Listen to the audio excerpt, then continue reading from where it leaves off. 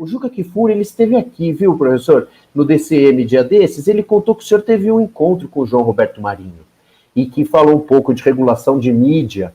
E eu queria que o senhor contasse se realmente teve esse encontro, como foi essa conversa, o que o senhor sentiu, se o senhor pode compartilhar com a gente um pouco dessa conversa.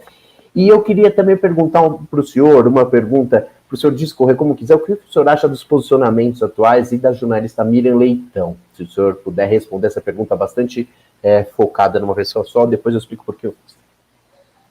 Bom, eu sempre, como ministro e prefeito, sempre visitei as redações e sempre visitei os grupos de comunicação, os grandes grupos de comunicação.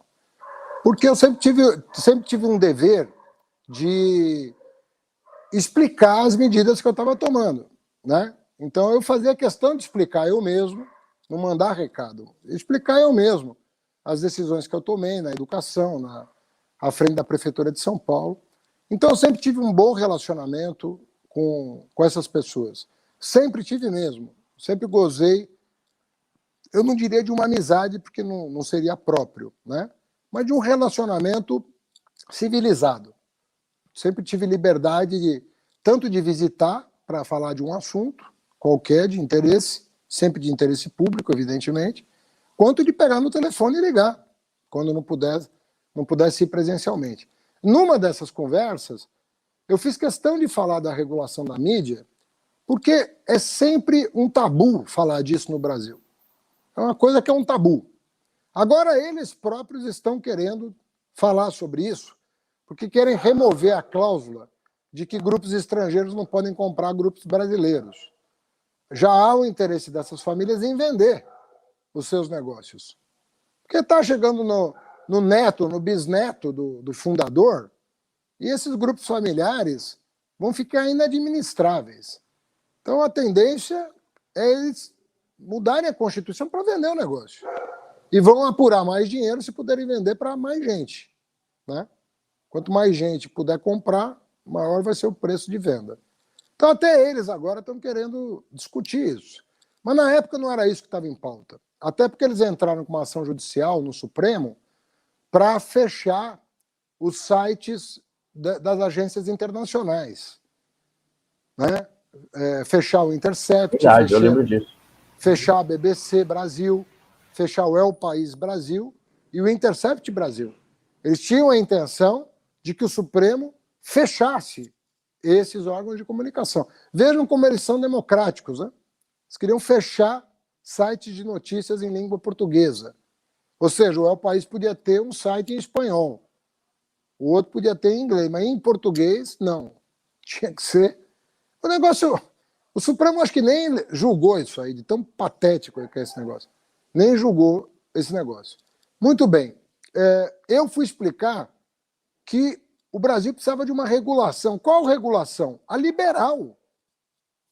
A regulação liberal, que impede concentração de mídia nas mãos da mesma família, que impede que a rádio da cidade, o jornal da cidade, a TV da cidade seja do mesmo grupo econômico.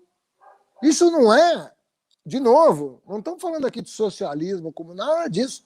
Nós estamos falando da legislação americana, alemã, portuguesa, francesa, inglesa. E eu fui deixar claro para eles, como eu era coordenador do plano de governo e vinha a ser o candidato a presidente, de que era disso que nós estávamos falando, né? De impedir a concentração de meios de comunicação nas mãos de poucas famílias do Brasil. Além disso, existe toda uma discussão sobre, por exemplo, se um partido político pode ter uma TV. Por exemplo. Né? Então você tem a Record, hoje eu não sei como chama mais o nome do partido do Edir Macedo, tem a Record, o partido e a igreja. Tudo ali junto e misturado. Isso tem várias legislações que impedem a concentração de poder. Percebe? Você tem legislação que partido não pode ter rádio e TV, né? Mesmo que indiretamente. Percebe? Então tem uma série de questões que precisam ser discutidas. Eu fui discutir isso, né? Eu fui levar ao conhecimento dessas pessoas todas que nós tínhamos que modernizar o Brasil. Foi disso que se tratou. Olha, é muito difícil falar de uma jornalista, né? De um jornalista. Eu acho muito complicado. Isso tem muito a ver com a tua pergunta original, né?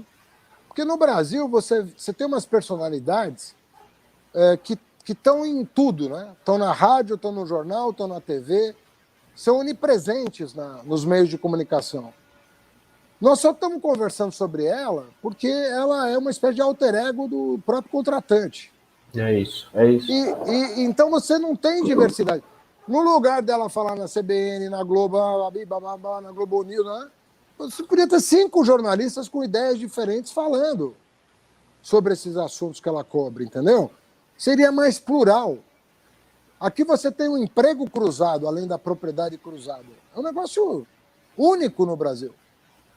Só tem aqui. Então você tem 3 ou 4 jornalistas que falam pelo país. A opinião deles é a opinião oficial do país. E não é só ela tem uns colegas também que falam pelo país. Então eles têm opinião sobre tudo, é a mesma opinião desses 4 ou 5, não tem praticamente divergência nenhuma. Um levanta a bola para o outro cortar o tempo todo. E é esse o jornalismo da Globo. Até o Boni falou, não é possível a Globo News. Não tem nenhuma pluralidade. O Boni falou isso. Não sei, a menos que o Boni tenha virado petista, é uma crítica que deveria ser observada pela emissora. Bom, quer dizer que o César Tralha, Miri Leitão, Merval Pereira, eles são a consciência do país, a consciência nacional. Pô, eles podem falar, mas não tem mais ninguém para falar. São sempre os mesmos 5 caras que falam em tudo, no jornal, na rádio e na TV, sobre tudo, economia, política, cultura, tudo. É muito... Eu não assisto mais, pô. É insuportável. Você não tem confronto de opiniões. É sempre a mesma coisa, faz 20 anos. Eu acho muito cansativo, inclusive para eles. Não sei como eles suportam isso.